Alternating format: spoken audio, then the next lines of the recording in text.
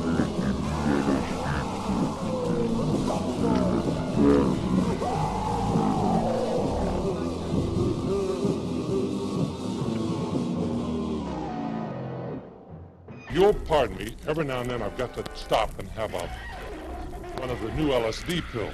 Huh. That's odd. I thought that would be big news. You thought what would be big news? Well, there seems to be an absence of a certain ornithological piece. A headline regarding mass awareness of a certain avian variety. What are you talking about? Oh, have you not heard?